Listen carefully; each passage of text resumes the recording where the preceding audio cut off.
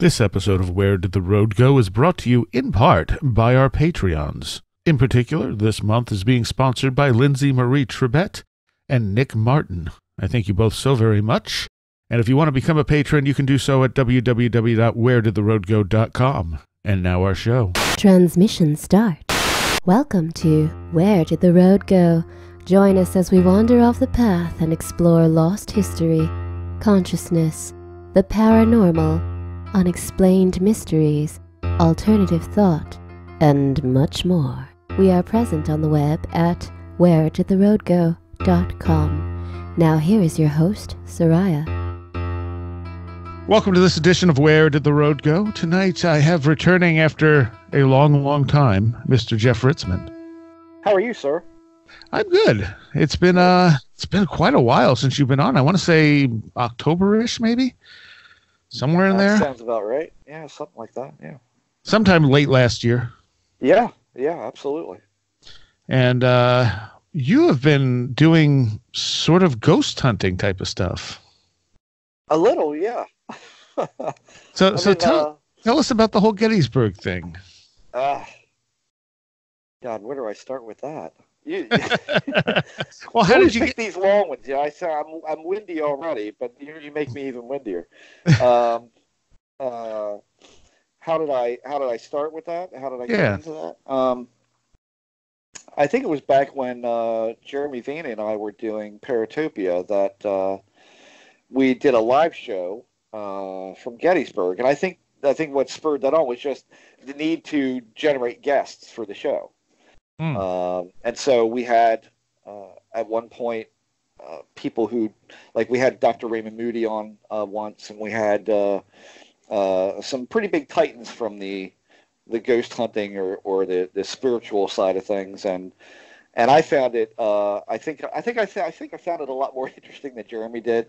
I don't know how into it he was, but I was really intrigued by it because I saw a lot of the same sort of things in play that were in play in the UFO field. In other words, a lot of the infighting, a lot of the nonsensical things, and I started noticing on at least the shows that I watched on television about people who had experiences with my ghost story and all these sorts of things that you see, that they inevitably start with the same kind of a line from the narrator, which says, Bob and Jan moved into their house on 112 Sycamore Street, and everything was peaceful until they began renovations.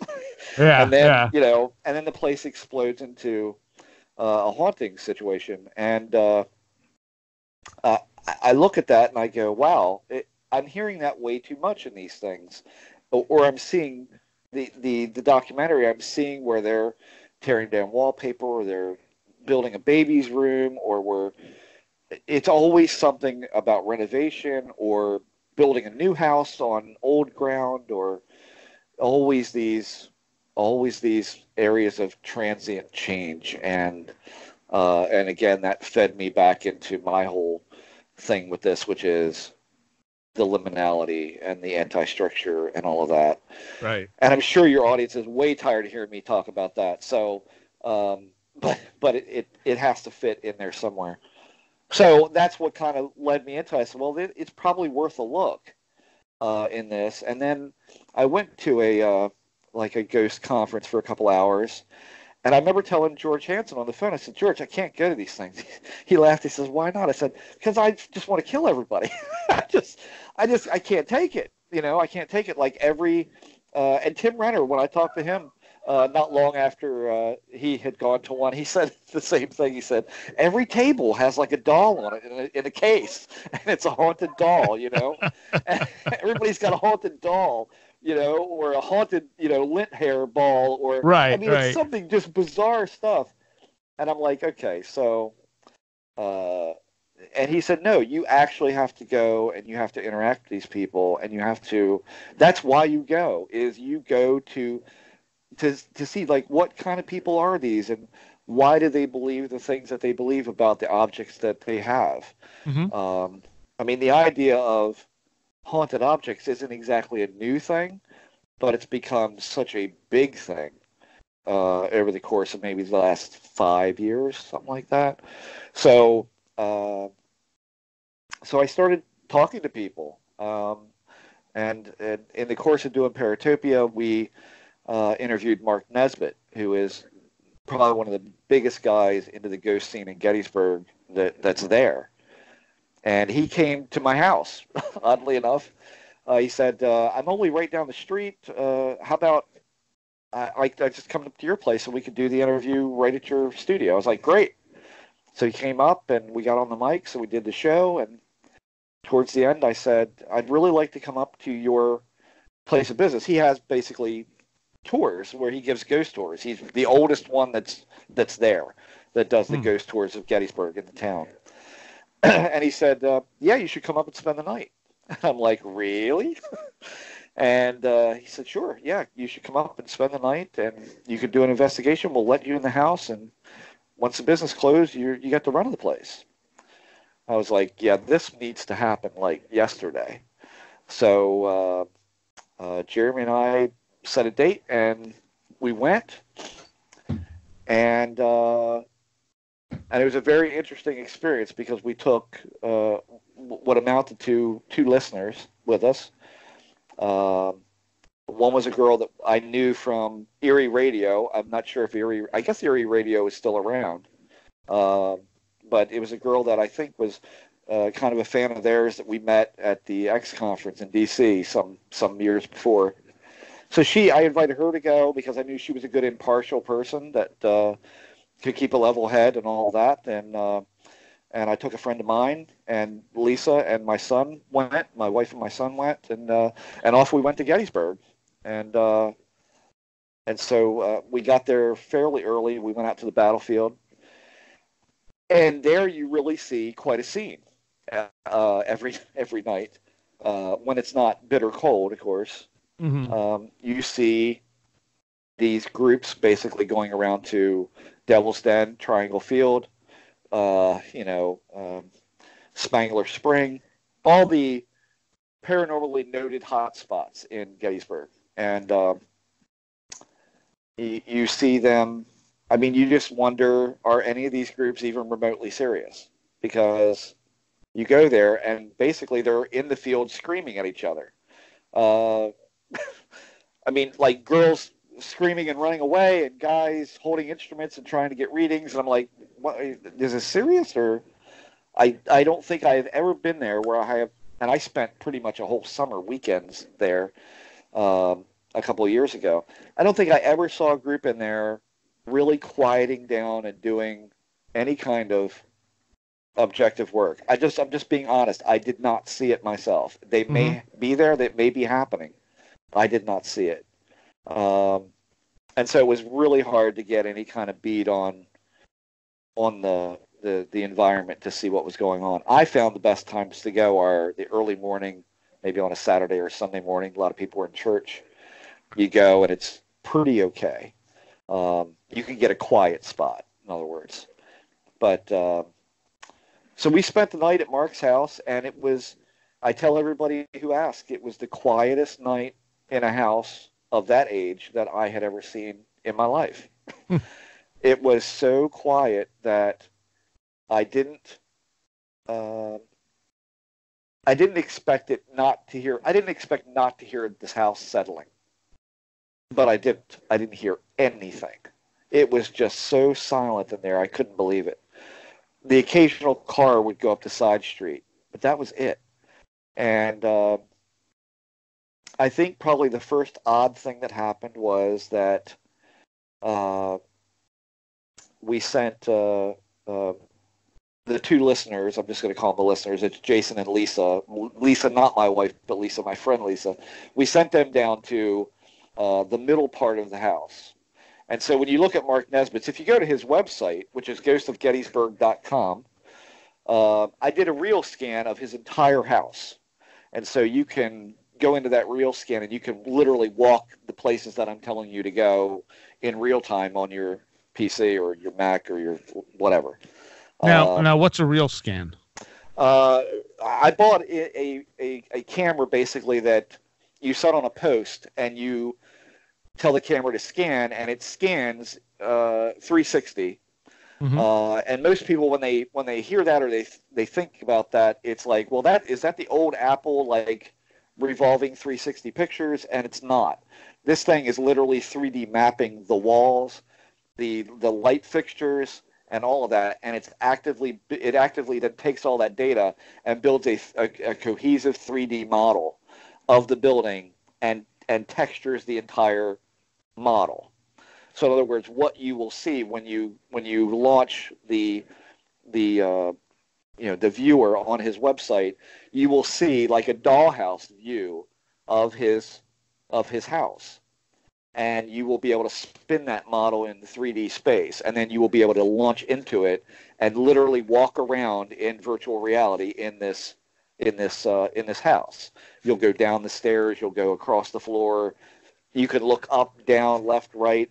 So it's like Google Earth in or like Google Maps sort of. It is. It's a lot like that, in fact. Except the 3D modeling it's a lot more granular. Like when you zoom out of this model, you could literally see his track lighting has been 3D modeled and is put up in the ceiling. So it's really beautiful stuff. And so if you look on that, you'll see if you come in the front door, you'll see where I have everything labeled with his books, and you'll see the cash register and all of that. Then you'll go to a middle part of the room, which is like a green, I think it's like a green room. And then you'll go to a back room where there's a counter and a door. Well, past that door is the oldest part of the house. So it goes from the back of the house to the front of the house as newest to oldest. So the back end is the oldest. The next room up is newer. The next room up from that is newer. The run in front is, I'm going to call it modern, but it's not modern. So that's how that place is kind of laid out. Jeremy and I were sitting in the oldest part of the upstairs. And I honestly don't remember what time it was. I want to say probably somewhere in the neighborhood of close to 3 o'clock in the morning. And we heard church bells very clearly. I mean, not like we had to hard listen for it. We heard bonging, like literally right outside the window. And there is a church that's on the next block over. And I said to him, I was like, really? At what, this time of night? Like, they're wake up the whole town with that. Like, why would they ever have the church bells ringing at that time of night? That's just ridiculous. And we both talked about this for 10 minutes as we listened to them. So we put that in a bucket and saved it for later. But at 3 o'clock in the morning, the only way I know to describe it is the place literally came to life at 3 o'clock. And I know that's a cliche time, right? But the people downstairs were sitting down there. They had recorders going. We had a camera recording in the very back room, which is like a carriage house room. We had them recording in the green room, which was 2 sections up on the same floor. We had a camera in the stairwell. And they began to hear children playing in the back area of the house. And he says, I remember hearing my friend Jason say, is that kids? And Lisa says, yeah, it sounds like it. And you could literally hear children laughing and singing. I mean, I don't know what to say about that. What was it on? Did you pick it up? Yes. Okay. Yes. In fact, if anybody follows me on Twitter at all, I mentioned here a couple of weeks ago that I had found an old hard drive that had like gobloads of interesting stuff on it. Well, those files are on that hard drive, and I'm trying to extract those in the next week or so. But yeah, I have that footage or that audio of them sitting and listening. They had recorders on. I actually had the audio from the camera in the hallway, which also heard them. Heard the kids. I mean, it's some distance to the stairwell, and it heard at least one part of the singing part. I don't know what to say about that. Only that when I came down the stairs and I walked into the room, and they were sitting there like bone straight. And I said, "What's the matter?" And they said, "We've been hearing kids in that back room, like there's children, like little children." And it's 3 o'clock in the morning. This is not a possibility, right? I mean, not a possibility. And I said, "Well, when did it stop?" And they said, "We just stopped hearing it." And so I had I want to say I had a camera of some sort. I honestly don't remember what camera it was that I had. And I just started firing shots, boom, boom, boom, boom, boom, right after another, in that direction. Went back into the carriage house room, and I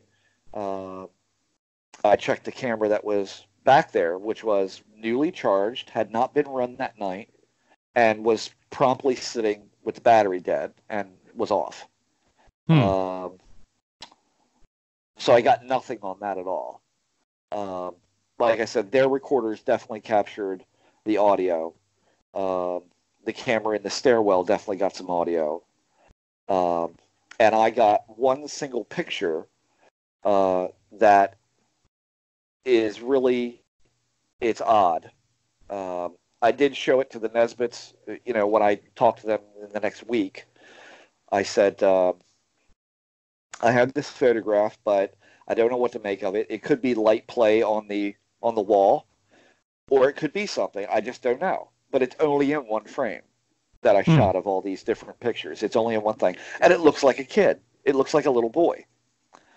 And I showed it to a lot of people, and it's kind of split. Some people think looks like it could be paint on the wall, and other people say, no, that definitely looks like it's crossing over to the door. So I'm not sure what to do with it.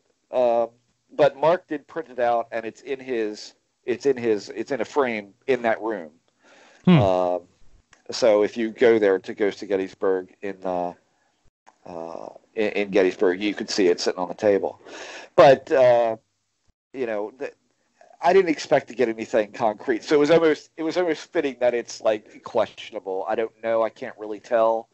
I mean, photo analysis is what I have contributed, I think, the most to in this field.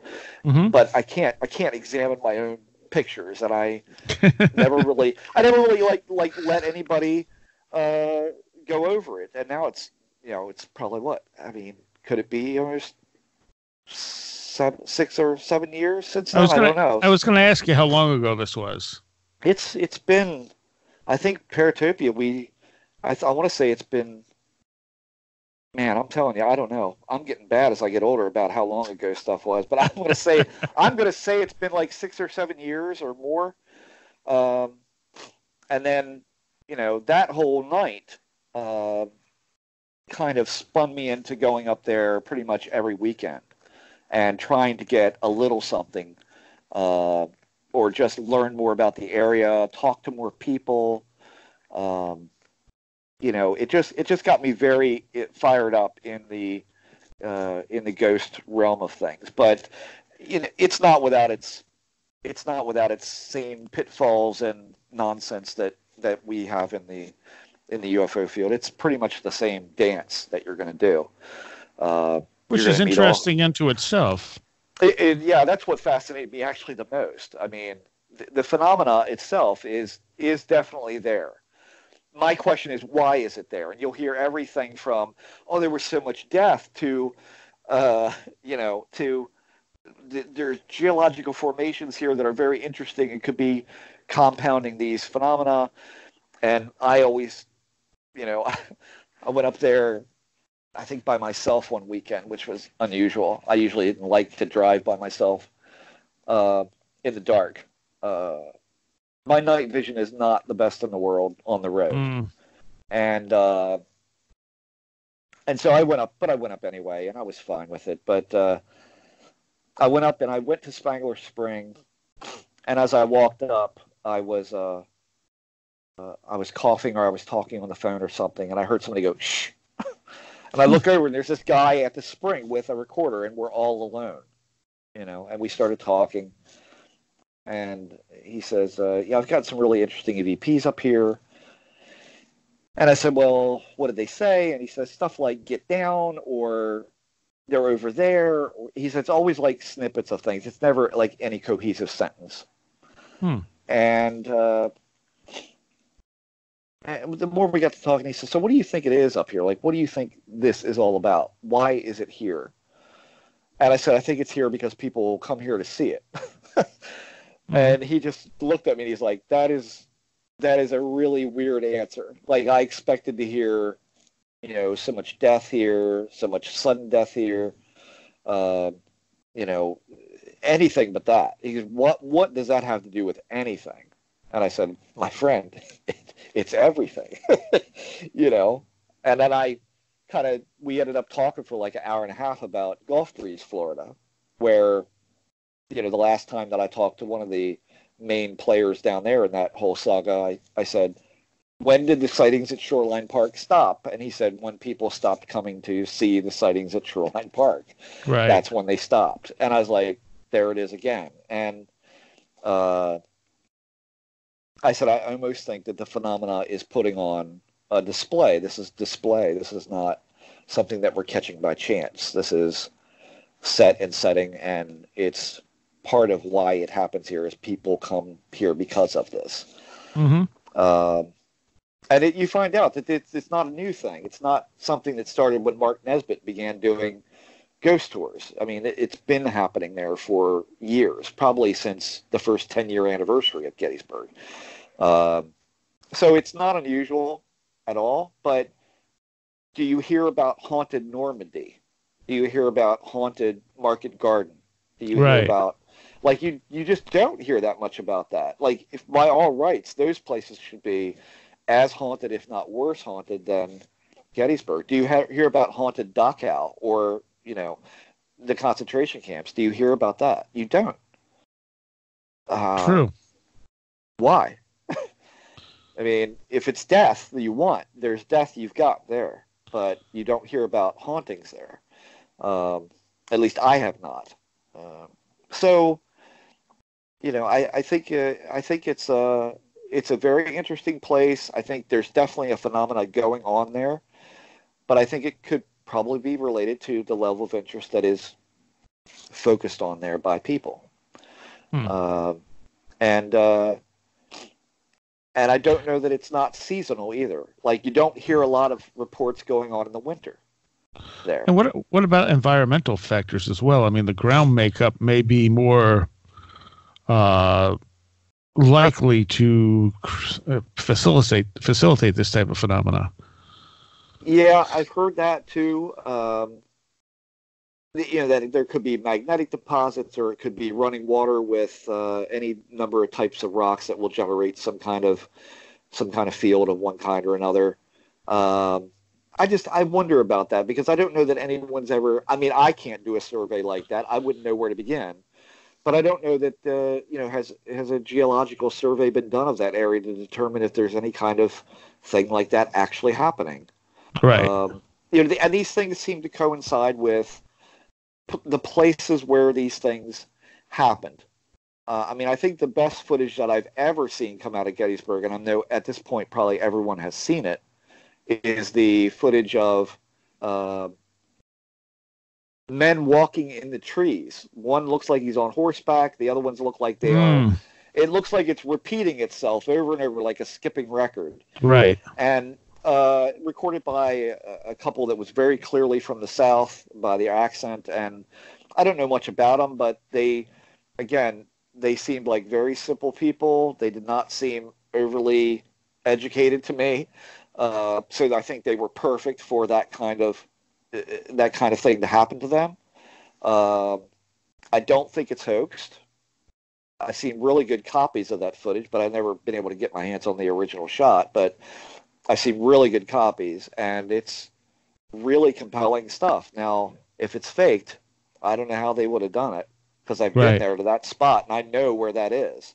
And I just don't see how you could do it. Uh, but they are very definitely not on the ground because that ground goes down where they're seeing those people walking. It's down there. It doesn't go up. It's Hmm. heading down to a ravine. So they're literally off the ground. And I have heard over the years stories like, you know, uh, the ghosts were walking approximately 3 feet off the ground. you hear this. I mean, this Yes, is yeah. in the ghost lore. It happens. I mean, they see this, so I it want to kind of say that fits, you know. I want to say there's a story about soldiers from World War II or from Roman times or something, and they're Uh-huh. walking beneath the ground slightly, if I remember right. Yeah, yeah, as if the ground has changed over time, and of Right, course it right. has, So, and so it you're makes looking at sense. like you're looking at sort of a recording. Mhm. Yeah, I mean, it's entirely possible that that could happen, but why did it happen for those people? Why does it not happen For more? everybody. Yeah. You know, Yeah. why have other people not seen and recorded the same record skipping? Uh, you know, it just seems like it's planned. It seems like it's staged for them. Uh, and so you see things like that, and you're like, well, how can I get to see something like that? And I can tell you from experience that I went up there uh, weeks on end. I mean, that one summer, I bet you there wasn't a summer weekend that went by where I wasn't there at least one day. Hmm. And the more I went, the more the EVPs became more and more clear. Yeah. Yeah. And And they I've seen. started out being nothing at all, being like little blips and this, that, and the other. And I played one that I got on Paratopia, and to me, this is the other thing that I find really fascinating is I walked down into Triangle Field alone in the daytime with not a lot of people around. I think maybe there was a couple of people up on Little Round Top, which is some distance from the the Triangle Field. It's Triangle Field's behind like Devil's Den and all that. And I thought, okay, there's going to be no audio contamination here at all. Like I'm not going to get that. And so Mhm. my ears were peaked to hear anything that I could note on the recorder. So I'm saying if I would hear a bird, I would say that's a bird. Or I would say if I heard somebody scream or a trumpet, there is a guy that plays a trumpet up on Little Round Top every now and then. I said that trumpet is from Little Round Top. I'm hearing that, so disregard. And I walked down just to the backside end of Devil's Den and and back out. And when I was walking back out, I literally put the recorder up to my ear, this little tiny recorder I had, and I could hear the EVP on that recorder without any adjustment to level at all. Hmm. And I thought, well, that's really interesting because I noted everything that I audibly heard, I noted it. And I did not note this. And it sounds like a man saying, Captain, they're coming from the front. Hmm. And when I played it for Mark Nesbitt, he heard it not as clearly as I did, but he heard it.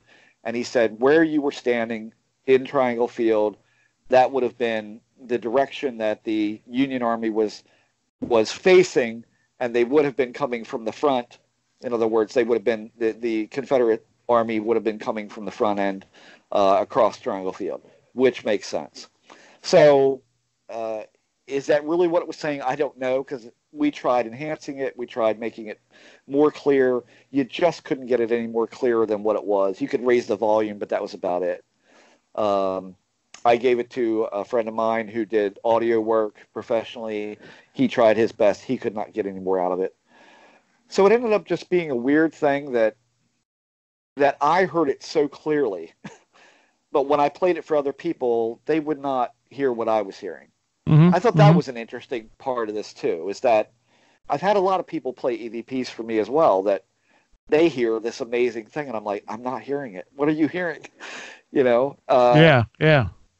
that's an interesting effect as well that I kind of made note of and never really followed up to dig any deeper into that. But that's an interesting wrinkle in that as well. So, but I did notice the more I went, the more that I got, and that holds true with for me with the paranormal and everything else. It's the more attention you pay to it, it seems to take an interest in you. It seems to give you a little bit more to lead you into it a little bit deeper, to make you do other things, and it all leads to uh, well, for you in the UFO field, it led somewhere where I didn't want to be, which was, you know, in a life that was more or less like a three-ring circus for a couple of years, and Mhm. I didn't want that. But I didn't want to see where it led me in the ghost realm of things. Like, so I kind of I kind of forced myself to find the equilibrium again. But it's a very interesting place. I don't know what's going on there, but I will say there have been a significant number of UFO sightings there as well on the battlefield. Right. So make of that what you will. It's a place where people go to experience strange things, and strange things happen. So this is a question I get a lot, and I don't have a really good answer to it. Why do you think it is that some people, like yourself or myself, have all these experiences, but yet other people who want them never experience anything? Don't. Yeah.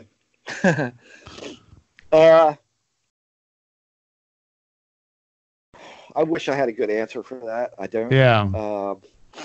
I think that, and I apologize to your audience for my sniffing, but my allergies are horrifying right now. I don't know an answer to that.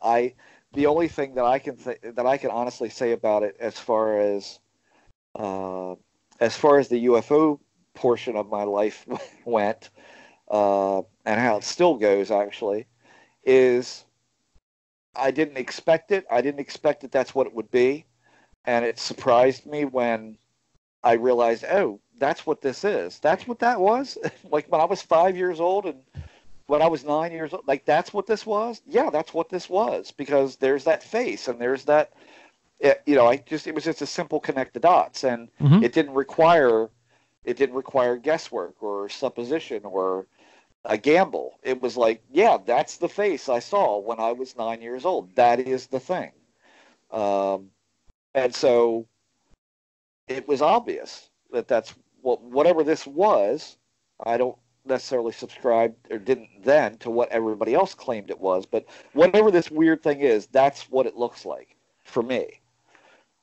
With the ghost thing, excuse me, I had had ghost experiences before, but not many. Once when I was trapping for nuisance trapping for the state of Maryland, and that's been, oh my God, 20 years ago probably. I think Lisa and I weren't even married yet, so more than 20 years ago. I was trapping on it's essentially a historical estate. Later on, it's where my guitar shop would have its home.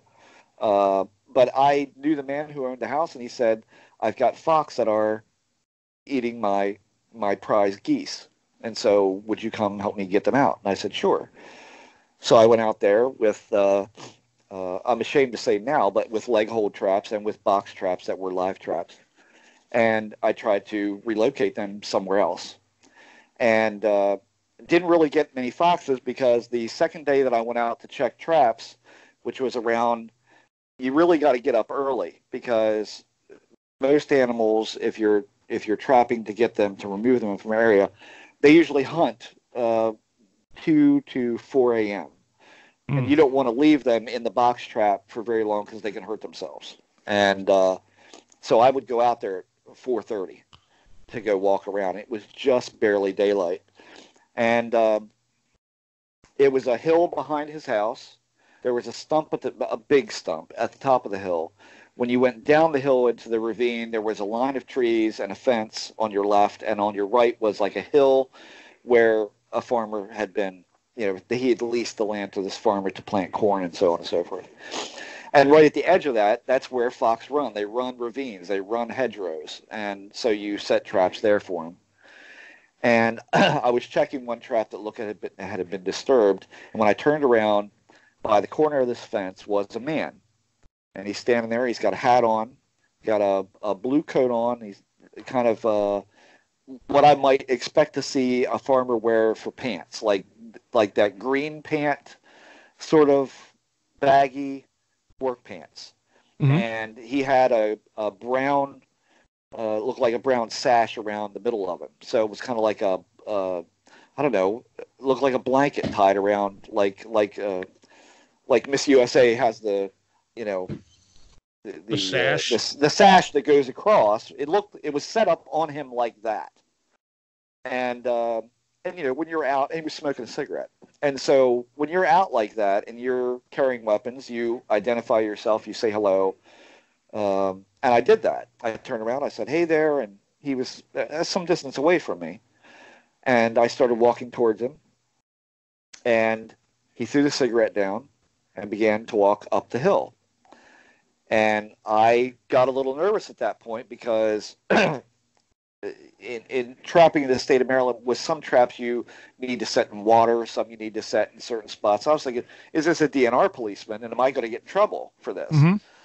And I began calling, sir, and walking up this hill. And the only way I know how to describe it is I could not catch him.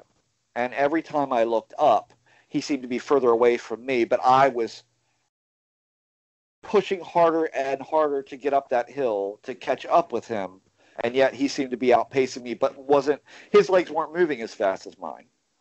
Does that make sense? I mean, yeah, it was almost like he was moving faster than his legs looked like he should be going. And so when I reached the top of the hill, I thought, well, now I'll see him, because he'll be between an outbuilding and the main house, which was like an old inn house. And when I got to the top of the hill, there was nobody there. Way that he could have escaped the patch of land there, and there's nowhere to hide. There's not a place to run to get away. It's wide open. There's a house on the left and a house on the right, but he couldn't have made it there. I had just seen him seconds before. It was physically impossible for anyone to run away where I wouldn't be able to see them. And he was not there. And it freaked me out. And there I was at 4:30 about in the morning, knocking on this man's door. And he came downstairs and said, "What's wrong?" And I said, "I saw a man. There was a man in the field." And I described what he looked like. He said, "Come in," made some coffee, and we were sitting there talking, and I said, "There was a man." And I followed him up to the top of the hill. And when I got to the top of the hill, he was gone. It was like he disappeared. And he says, "Oh, well, you've seen our resident ghost." I'm like, of course I did. And then he proceeded to tell me that, it's like a classic story, but this is like, he has documentation on this. Mm-hmm. The daughter had found a wounded soldier in a nearby field, had brought him back, and had nursed him back to health in a barn away from where her father would not find him.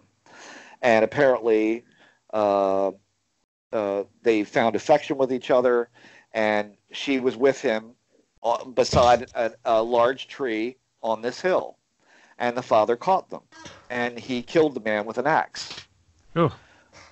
At that stump of that tree where I saw him run towards, or saw him walk towards, which was at the top of that hill. So I was promptly freaked out.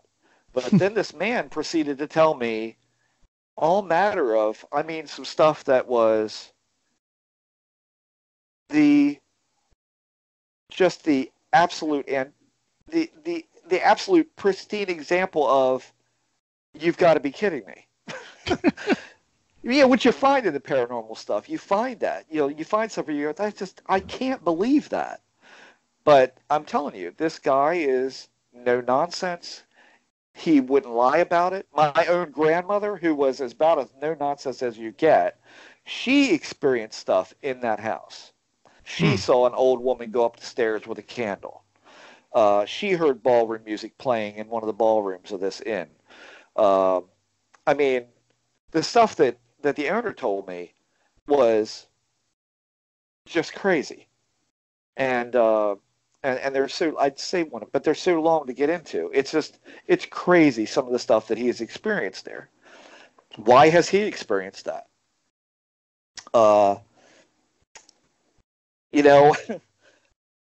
There is a background to that I'm going to, for the sake of his privacy and all of that, I'm just not going to talk about. But let's just say that there were some wild parties at that inn, and a lot of people would look at and say, There was definitely anti-structure going on there. There was definitely liminal places and things going on there. Uh, Definitely marginal people being there. It was perfect. I'll put it to you that way. Everything that I saw and learned about it after the fact was just perfect. So I don't think it's that there is so much that's special about us other than um, we do not live normally. Mm-hmm. We don't.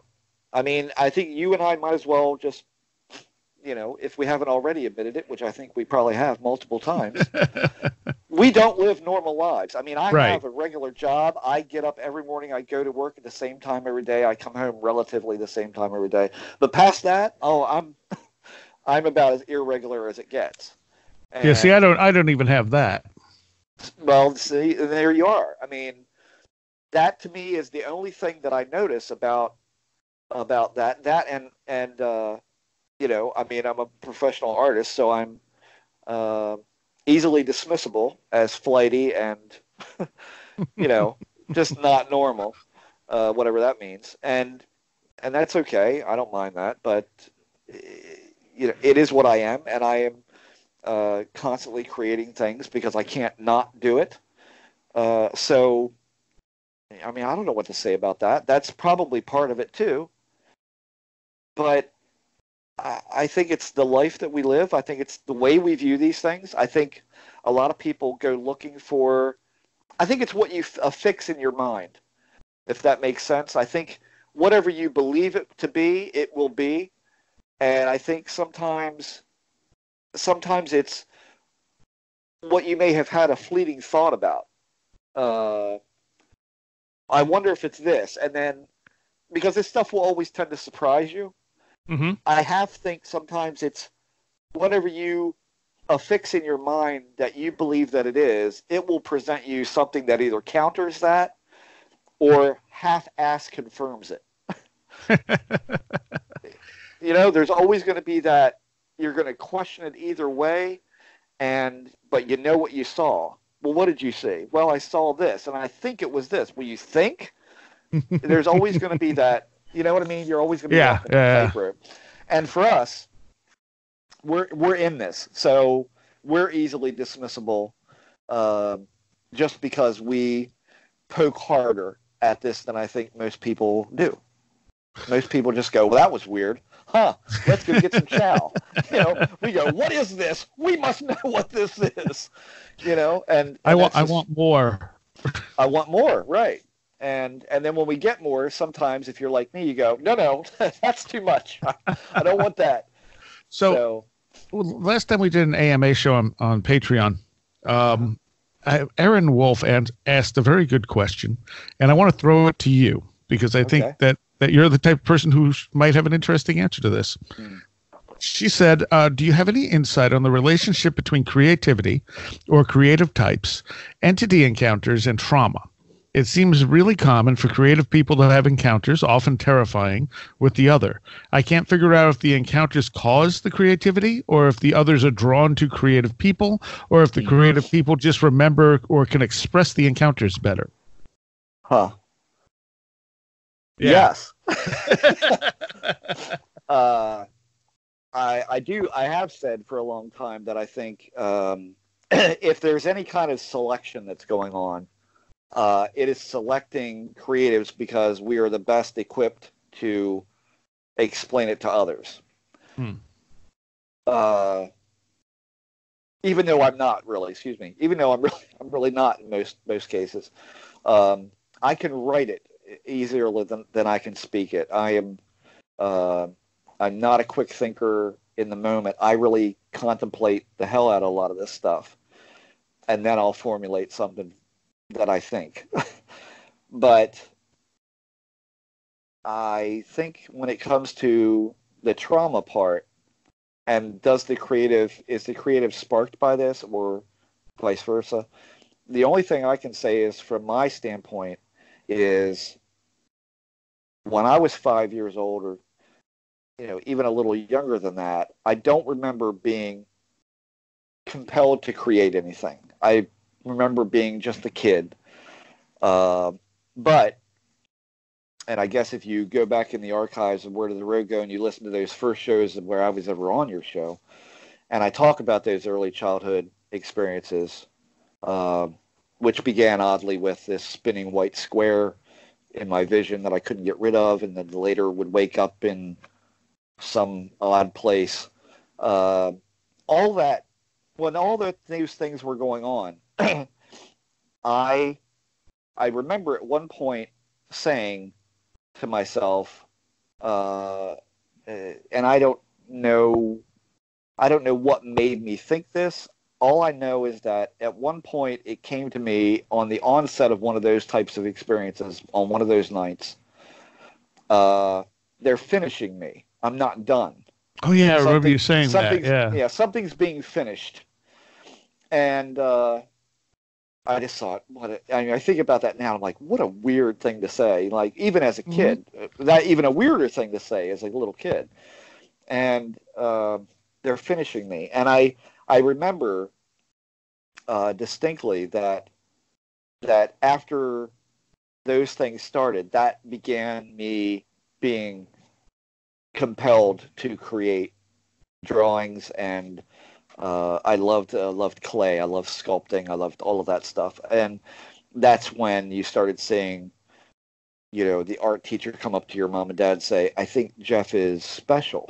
And they're like, "Well, we know that, but they would say, "No, I think he's like, he needs to be in like G&T classes for art. This needs to be nurtured in him, so on and so forth." I don't remember any of those things happening prior to maybe somewhere between 5 and 6 years old when those things were happening.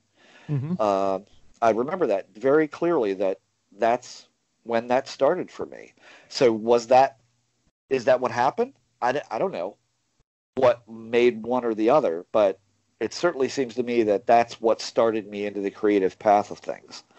And then as far as trauma goes, I mean, those early things were certainly traumatic. But I know that a lot of experiencers have, like sexual abuse in their past and all of that. I don't have any of that. I have not had any kind of like, I guess the closest thing I ever had to a near-death experience was when I was very little. My mom tells me that I had an absurdly high fever, to which, the doctor came to the house, which an odd thing these days, that's unheard of, I guess, for most people these days. But back then, they would come to the house, and she says he freaked out and told her to get ice and put it in the bathtub, and they promptly put me in the bathtub with ice because my fever was so high. He thought I was going to die, and I came out of it. But a lot of people said when I was growing up that the reason I was a really thin kid for most of my life. I didn't start gaining weight probably until around 10 years ago. But most of my life I was thin, and which was great for the metal days, right? Because you had to have that rocked out look when you were playing metal. But it was like, you're the last to get picked for sports teams and all that kind of stuff, which was fine by me. But they attributed that lack of appetite and that thinness to me being sick when I was young, that one time, and I don't know. I mean, I don't have any great trauma in my life besides those early childhood experiences with the weird. And those were, I'm not going to lie, they were extremely traumatic for me. Just because they were so fearful that it made me fearful of everything. And it just carried over. So I was a fearful little kid, fearful not just of that, but of other kids, fearful of, I had an abhorrent fear of sirens and fire trucks. Anything loud was horrifyingly scary to me.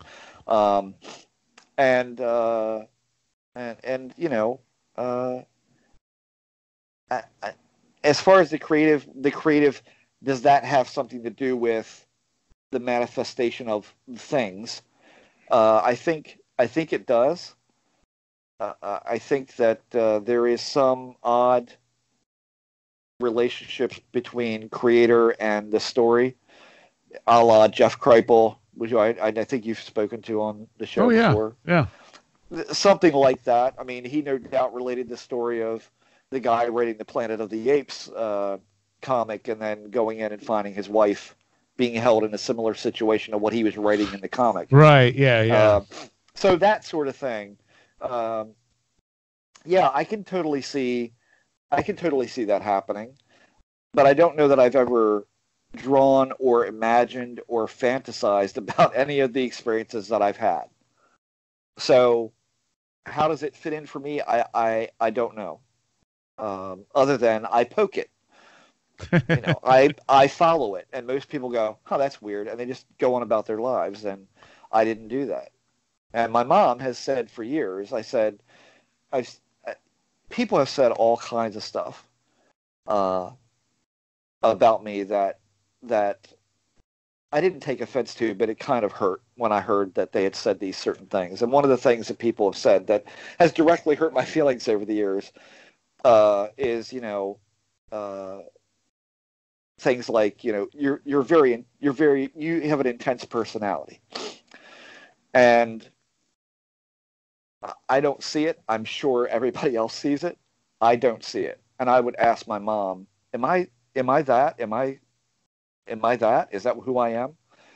And she says, you've always been looking for something. And I don't know that you're ever going to find it or ever have found it. She said, but that is how I view you. And I viewed you like that since you were a little kid. You've always been looking for something. And I don't know what you're looking for. And, and I don't know how to answer to that either, other than she's kind of right. I don't know. I said to somebody on Twitter, what was it, this past week? They were talking about disclosure. That the whole thing has come up again with this Navy business. Right. And I think it was Tim. Tim Banal. I said, Tim, I don't think there's ever going to be a top-down revelation about any of this. I don't think anybody's going to find some kind of linchpin that's going to make the whole thing collapse and it all will be revealed. I said, I think we'll know about what UFOs are and what ghosts are and what the paranormal is when we shut our eyes for the last time. That's when you'll know. Maybe. And even then, you may not get it all. Yeah. Even then, it might be something where they go, I don't know. So, because I honestly believe that the key to these things is everything. I think to know what the UFO is and what it's doing, I think is to try and answer the great questions like, why are we here? What is reality? What is consciousness? Exactly. What is this? What is that? And what I've started to think about lately is that, and it probably leads right back to you, Soraya, and probably to Jeremy too, is, and I hate to say this, but is it the question? Is it not the thing? It's the question. If this happens to people in liminal situations and marginal people in liminal situations and everything aligning the right way where they experience this weird thing, is that almost not dissimilar from the Buddhist hermit who goes up into the mountains looking for, what is he looking for? The sound of one hand clapping, where he's looking to lose himself. He's looking for something he'll never find, but he has to keep looking. And, they ask those kinds of questions. What is the sound of one hand clapping? Do you walk to school or carry your lunch? I could go on and on, right? There are questions that essentially there's no answer to, but you turn them over in your mind to the point where you're questioning the question of the question, right, and something snaps in you, and all of a sudden, whoo, something happens. I believe you've had that thing happen since you were ever here. You've had the awakening experience, and Is that what all of this is? Is it all just to drive us batty enough that something snaps in some of us, that we have this awakening of some sort of expanded reality? I don't know. It sounds good on paper, but I don't know. I've thrown out the idea that like the whole hypnosis thing with the alien abduction has kind of hijacked what might otherwise be a shamanic awakening. Right. Because people who have these abduction experiences show all the signs that in an older culture would be a shamanic awakening. Yes. But once you have the hypnosis mixed in, and you get this imagery mixed in that doesn't associate with a shamanic awakening, now you're off. It's almost been hijacked and taken away from that person, because even though the people doing the hypnosis may not mean them harm, they're not actually helping them like they think they are. They're pulling them away from the whole point of it. Yeah. Well, I think you know my disdain for those people and what they do. But, right. But that aside, I mean, yeah, I think you're right. I think for the foreseeable future, that is how this experience is going to be defined, is through that co-created hypothesis of the alien and the breeding program and the so on and so forth. That's how all of that is going to be defined for a very long time. I don't think we're going to escape that easily.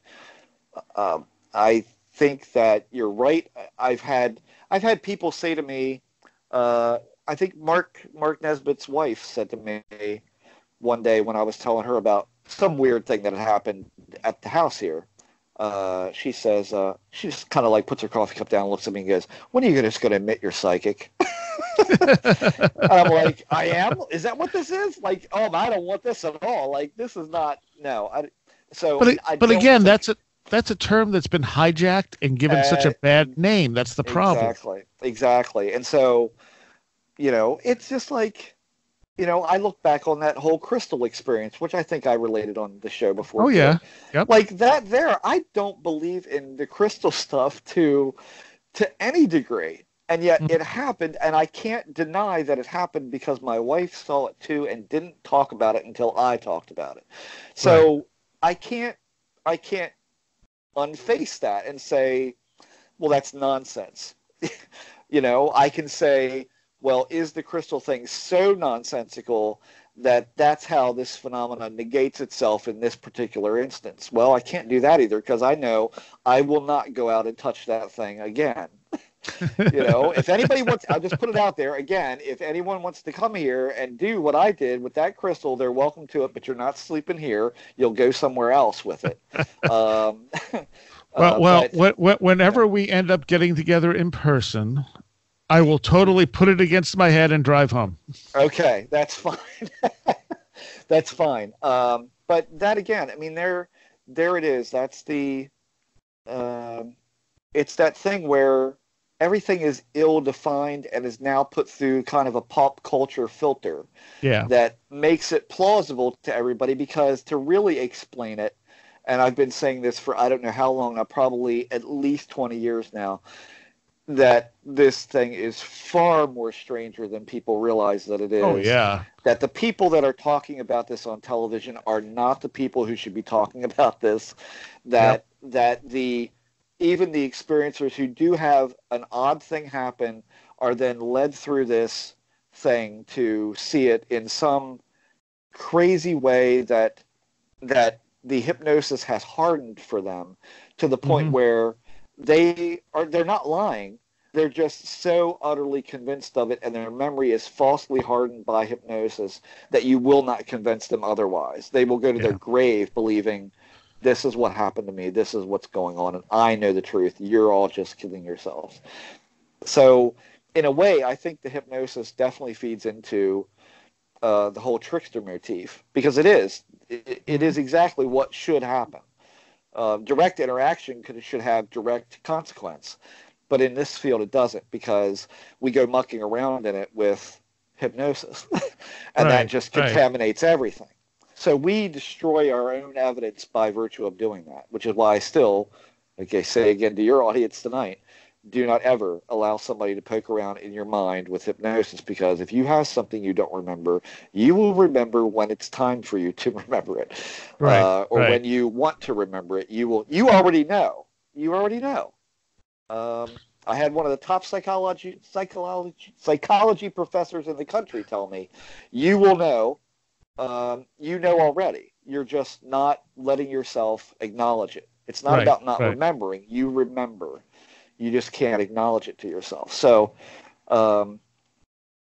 it's rough. I mean, it is. But I'm willing to take that step and say, maybe this is, the nonsensical question.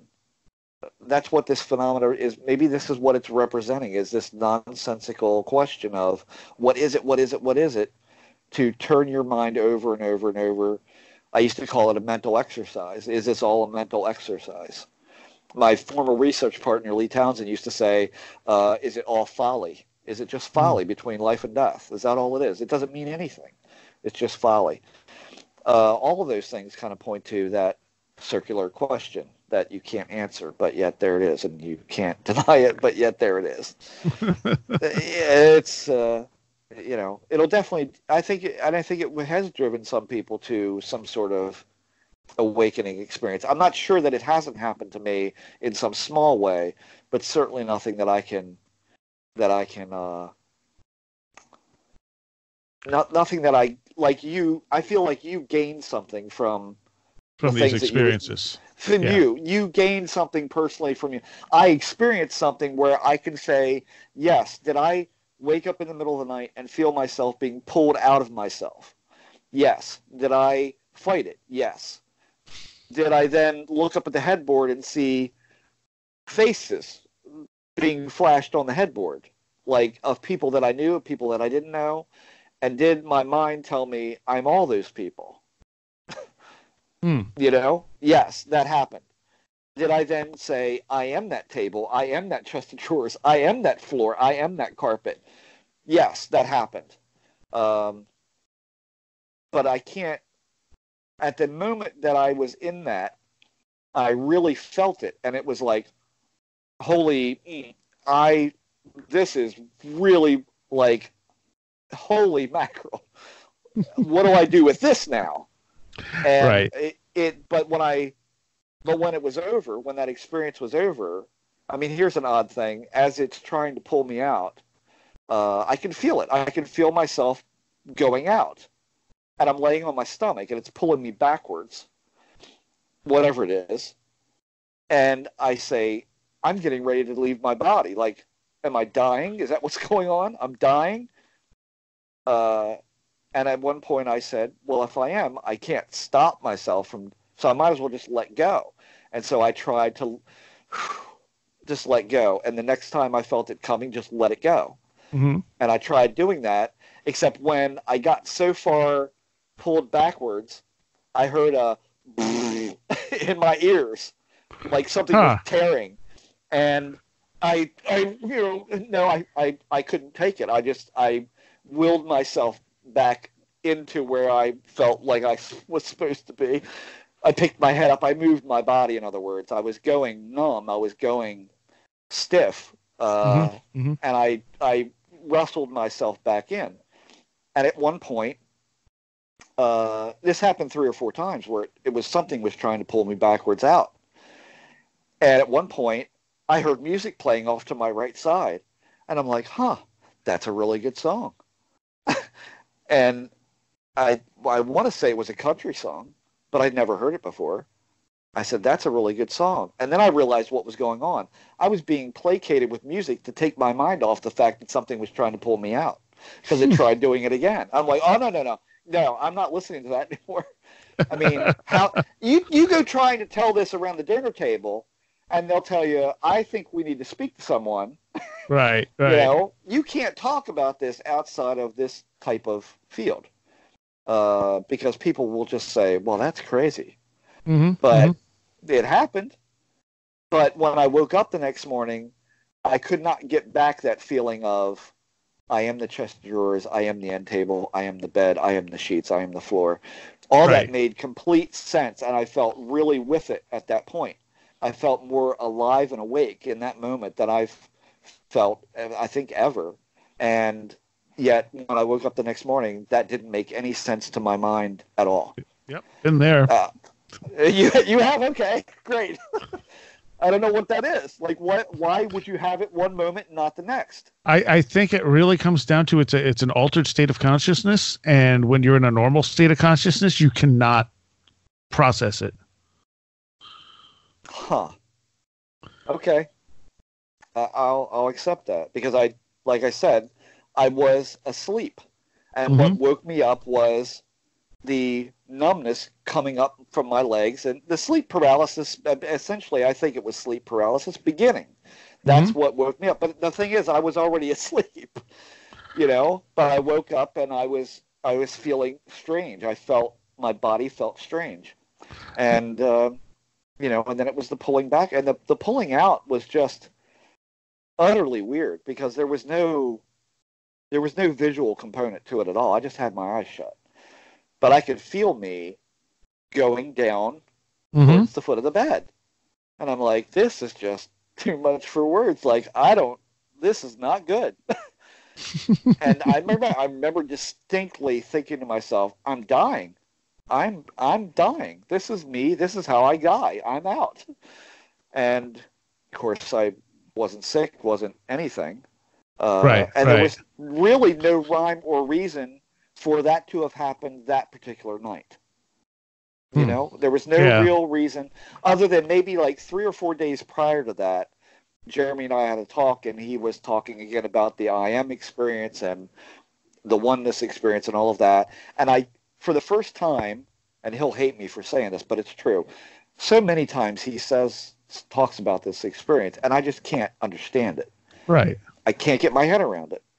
And I don't tune him out, but I don't pay close attention.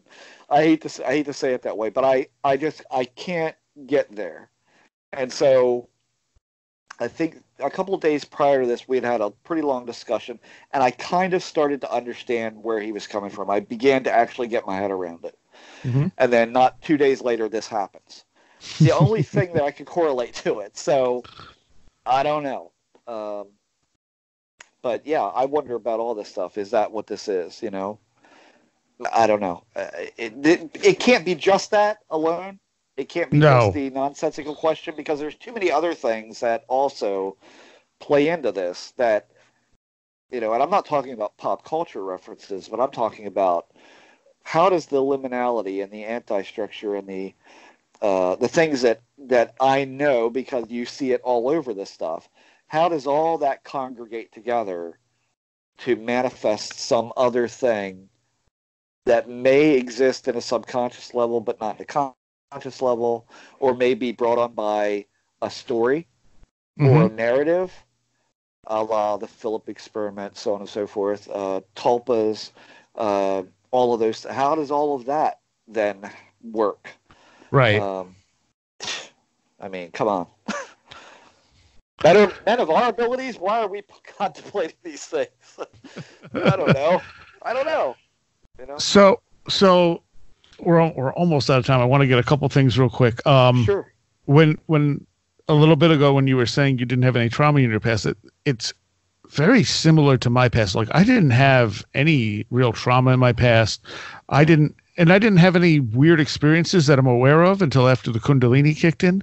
But there was a point where, after I had become diabetic, this is after I started affecting electronics, and I had started affecting the blood meter that I was using. So the meter kept telling me my blood sugar was low, and it wasn't low. So I kept eating more sugar and completely relying on this thing. And, it may have just been faulty, but I suspect it was probably my effect on electronics, because that's when it kind of started. And eventually, I was getting really sick, and my parents took me to the hospital. And I'm in the hospital walking around with headphones on, I think listening to like Motley Crue or something. And, I go to the soda machine. I'm getting a soda. They check my blood sugar. And, suddenly they're rushing me into the emergency room because my blood sugar was so high I should have been dead. Oh, my God. Yeah. And afterwards, he's like, I don't know how you were still conscious, much less alive at that blood sugar, and you were walking around drinking a soda and listening to music, you know? Right. And it's like, sorry, I don't, what do you want me to tell you? But I don't think I died. It got very hazy because they kind of sedated me, I think, once they brought me into the emergency room. Right. But, even that wasn't traumatic, because I was okay. I wasn't feeling great, but I was all right. Right. But I just see that similarity between, what you had. I didn't have the stuff like you did as a kid, but the fact that neither of us have that. When did your Kundalini start again? Probably around 12 or 13, somewhere in there. Okay, all right. Okay. I want to say around 5th or 6th grade, actually. All right. So I don't know. I don't know. And for no reason, right? As I remember. Right. Yeah. No injuries. Right. Okay. It was right around puberty, somewhere in that range. Okay. Because I remember I was still playing trombone, and I don't know how far after elementary school I did that. But it was probably near the end of that. So, yeah, probably around 12-ish, which is around the same time I became diabetic and might be connected. Okay. Huh. I mean... See, this is where I think, like, if science, at least... At least in the like we did Project Core and I got science involved and nobody cared. Right. And so the next step of Project Core was going to be to validate some of the responses that we got. And I will have to look back over that data to see about diabetic and diabetes and all of that. I don't know that we asked particular questions but I know we asked a broad spectrum question about overall health and did you have any maladies or ailments that you dealt with on a continuous basis. Right. I will have to go into that very thick binder and look and see what a lot of people had said. I don't know that that's one we cross-referenced across the board. But the idea was that we wanted to basically use that first report to gain funding to do the secondary step, which was to actually get people physical tests done. To take a handful of those people and have them go to medical professionals and get results and release them to us in order to correlate them together to see was there anything collectively in that we could say, yes, at this point we can say, like you hear about the blood type all the time, right? You hear about the RH negative thing. We don't know that that's factual at all. But in our report, it came that was a prominent factor.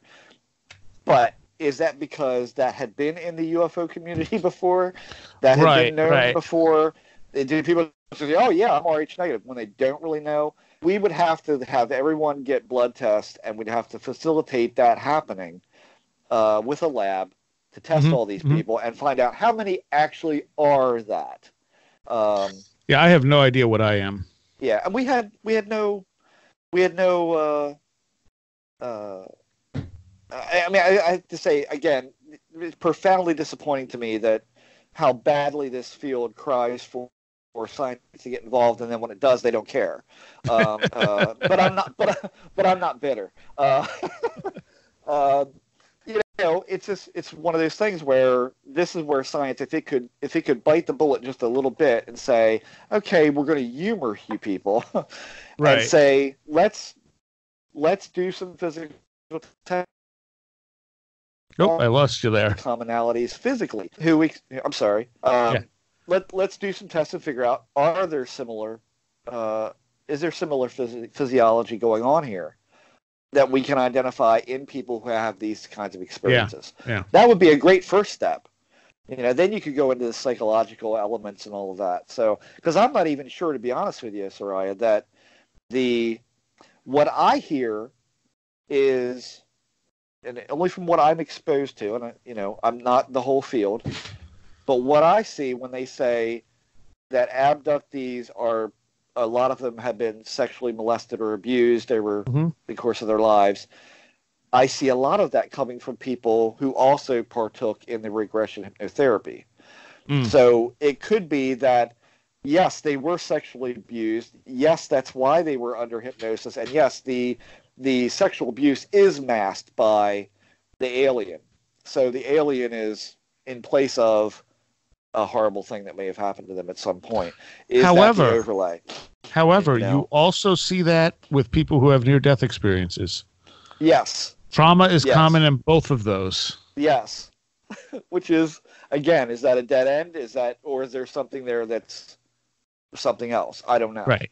I mean, you also have, I mean, can you connect that? And I don't know a whole lot about this because I've not studied it to any huge degree, but the monks who, what do they call it? Self-flagellation? Is that what it's called? Where they whip themselves until they're black and blue. Is that inducing trauma that then gets them somewhere for that? Is that what that's for? I don't have any idea. Yeah, it alters consciousness, hypothetically. So there is that what alters the consciousness enough to make something like that? I don't know, because I've not had that. You know, my parents are great. Yeah, exactly. My childhood was great. I mean, the only thing that I can think of that was traumatic was the things that I made my mother deal with. You know, that was like going to a Baptist church and saying, "I don't know about all this God stuff, Mom." You know, you know, like that was traumatic for her, not for me. I questioned all of that from the get-go, but you know, I don't have a good answer.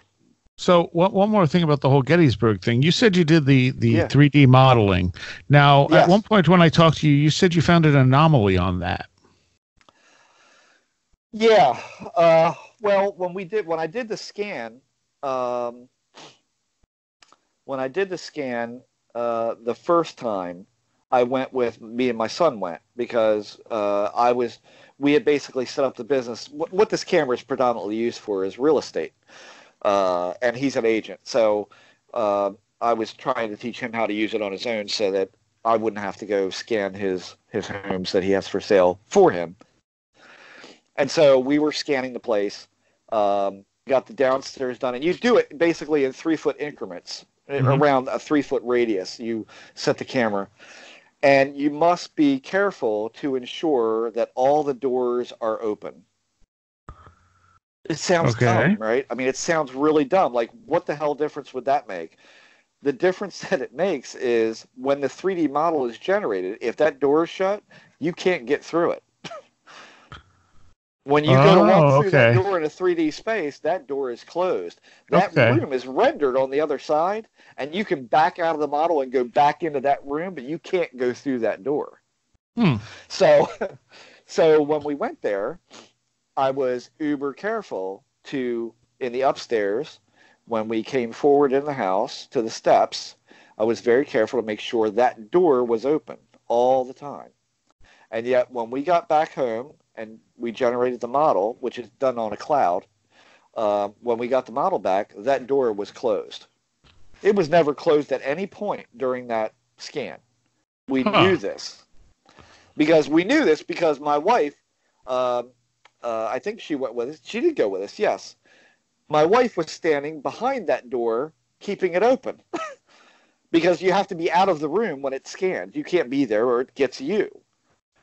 And you don't want to be in the scan, so you basically hide behind a wall or behind a jutting panel or something. And she was behind that door. So there's no way it was closed. And there are multiple scans. Coming up the steps, you see the door. When you're in the hallway, you see the door. When you're in the bedroom, you see the door.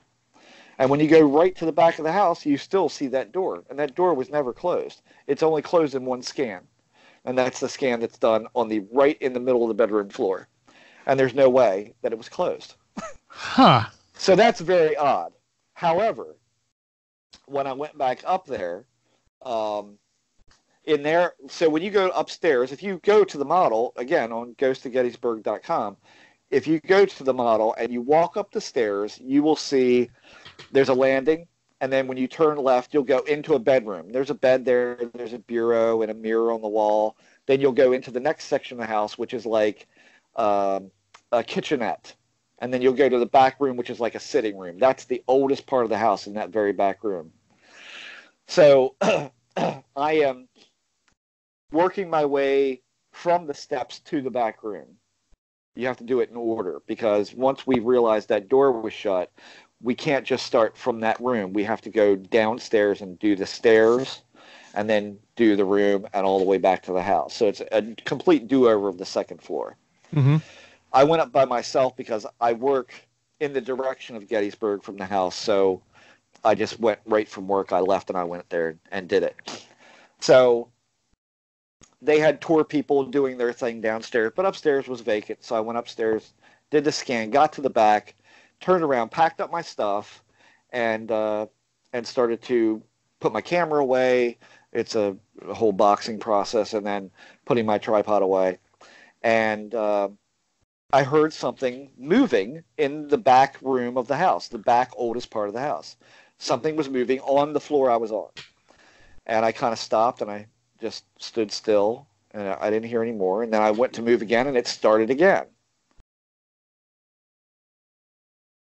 And what I realized was I had left my wallet and keys on the steps. Oh, yeah. Okay, I remember you telling this story. Yeah. I was like, okay, I said, okay, thank you for that. And I put my wallet in my pants and put my keys in my pants. And as I turned around to walk out of that room, I heard audibly, not in my head, I heard it like it was in the room. From the corner, so if you go in that model, it'd be the corner in the back room. If you're going into the kitchen from that back room, it'd be the left corner. I heard somebody whisper, "There's underwear under the bed." And I thought, all right. And I kind of walked very briskly to the exit.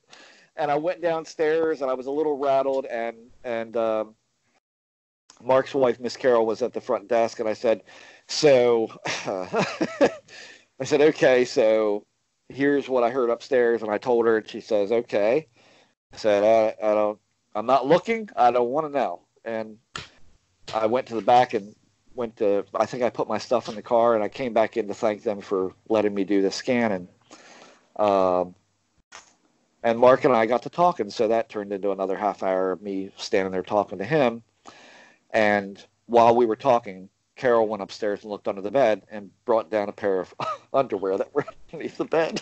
And I'm like, no, you did not just do that. I said, no, you did not. You went up there and got a pair of underwear out of the drawer. So she's like, no, they were under there. And I didn't even have to look very hard. Like, it was the first place I turned up to look. And I was like, no. So, yeah, that was really very odd, because that's an odd thing. That's an odd thing. Like, and again, you tell that story, who's going to believe that? But they were there. Right. They saw it. They heard it. I mean, they saw what happened. I told them what happened. It's just it's a weird place, and that house in particular is really it's a very interesting house. It's got a very interesting history, and if you walk yourself all through it, you really get a sense of the space, and you can almost sense the older back end of the house to the newer front end of the house. You can almost tell where those dividing lines are based upon the rooms that separate them. So it's a really interesting place. I really encourage everybody to go there. They give great tours too, by the way. So there's a lot of copycats, but there's only one original, and that's them. So and they are. And what is it again? Ghosts of Gettysburg.com. It's Gettysburg Candlelight Walking Tours is what it's called. I believe they're on Baltimore Street in Gettysburg.